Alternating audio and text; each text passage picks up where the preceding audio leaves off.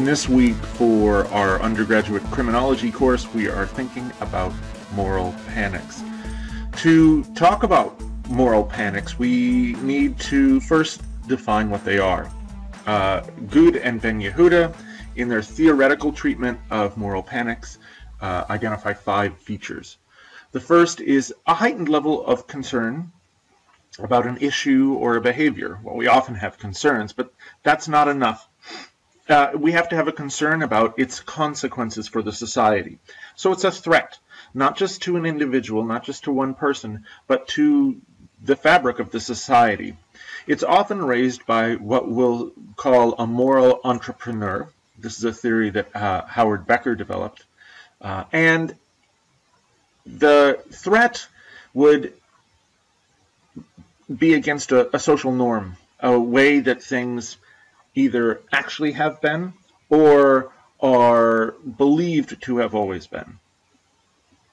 That threat is embodied in the second feature of a panic, a folk devil. That's a person whose behavior is considered threatening to the society and becomes a target of hostility. Usually that's not just a single individual, and usually that person is not randomly picked. That person or set of people are part of a particular group. And that group is defined as other, it's defined as threat, and so there's a function to that if we use the language of structural functionalism, one of the 3 paradigms of sociology. The function of that is to set that group of people, that sort of person, outside the bounds of acceptability for a society. So there's a consensus, the third feature, that there's a real threat posed by the behavior of that person or group of people. The fourth is that in order for it to be a panic, the concern has to be raised in a way that's disproportionate to the actual threat posed. Sometimes there are real threats, and there isn't a panic, but sometimes there is. So in order for there to be a panic, it has to be disproportionate. The fifth feature is that these moral panics are often volatile. They can seem to come out of nowhere. No one saw it coming. So that's the what of a moral panic. But why are moral panics happening? And how do they happen in that way? So there are 3 strains of explanation that Good and Ben Yehuda and also Jeffrey Victor, who you've read regarding satanic cult crime moral panics that they've identified. The first is that it's possible that these are grassroots and that it's a popular concern with general interest. The second strain of explanation, and this is the one favored by Jeffrey Victor, is social strain. That there may be real problems that people are facing in their lives, that there are patterns in these problems. But that they lead to perceived culprits that are an easy way to fix on what is otherwise a really difficult social problem, like joblessness, like decaying downtowns, like economic strain. Perhaps there's a factory leaving town. How do you find a quick fix for such a thing? You don't. And so there's a need there that is filled by some culprit, some scapegoat.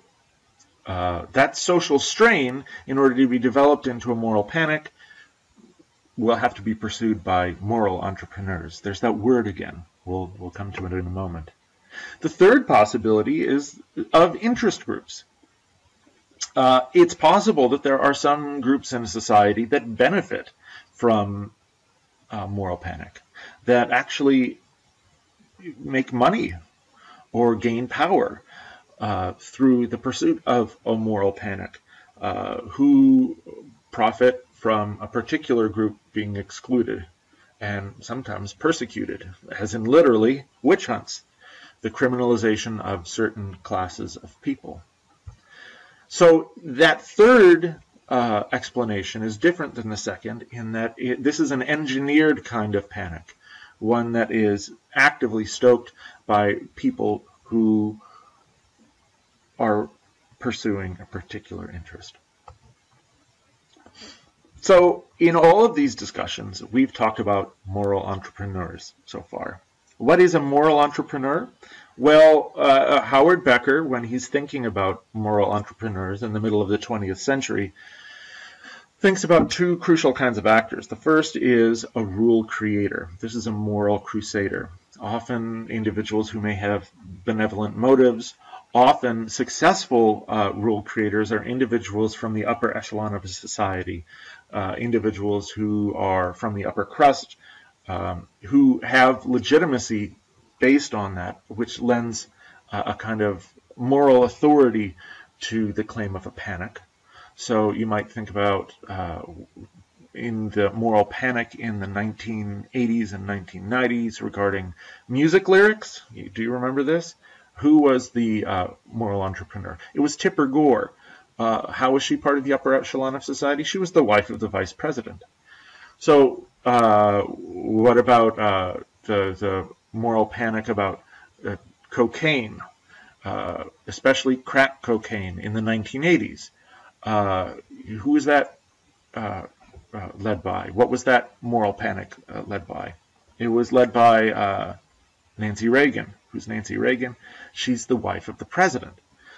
So that member of the upper echelon, through benevolent motives, is pushing a moral panic, one that is disproportionate. It turns out that as recently as a few years ago, crack cocaine was leading to 20 times the sentence that powder cocaine was for similar possession, when it turns out that crack cocaine is no more addictive than powder cocaine.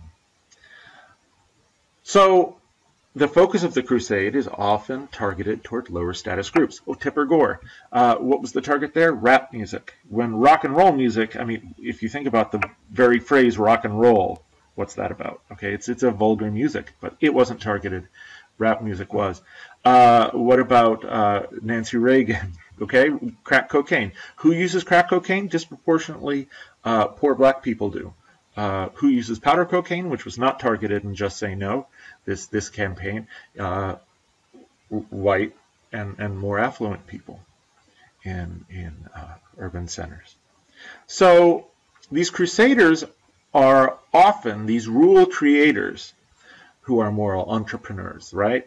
They are developing this movement, and they often are more interested in the ends, the result they want to gain, than the means. So often rules can be bent.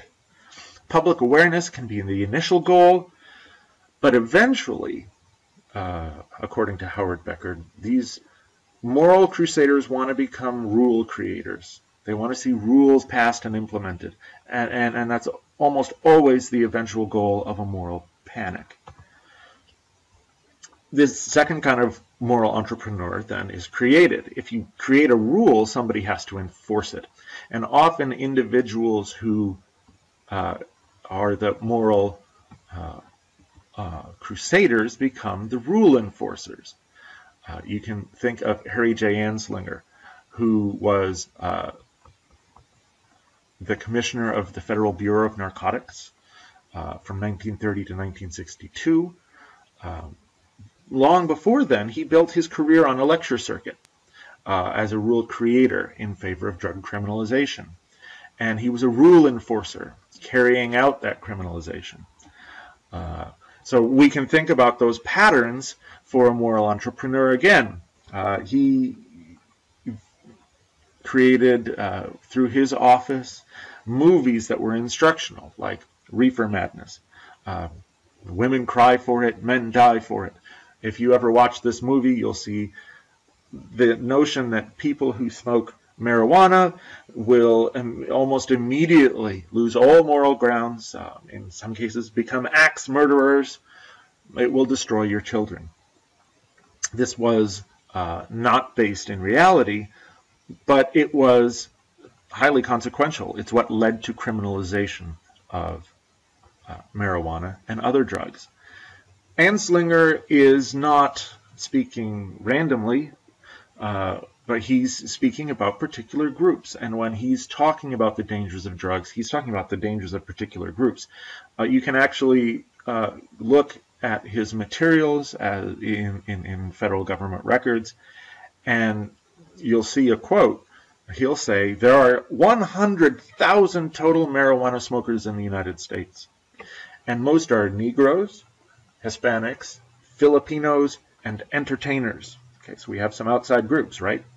The quote continues, their satanic music, jazz and swing, results from marijuana usage. So they're literally satanic, these groups. They're jazz and swing, this music that is not the high music of the time, but is low music, is folk music. Is folk music of who? Negroes, Hispanics, Filipinos, and entertainers.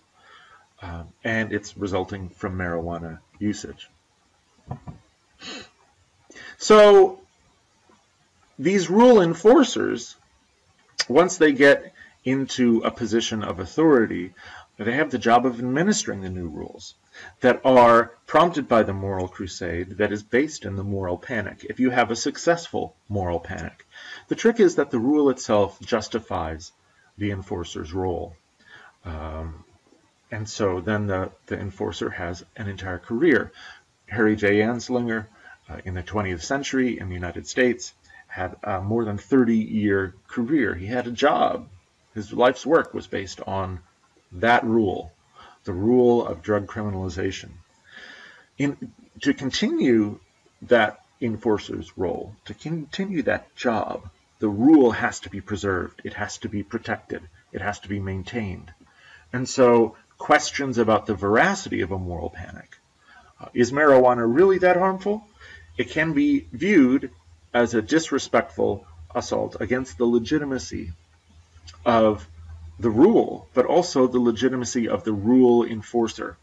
And so, according to Becker, one of the twists that can happen is that a moral panic can become a test of the legitimacy of a rule enforcer.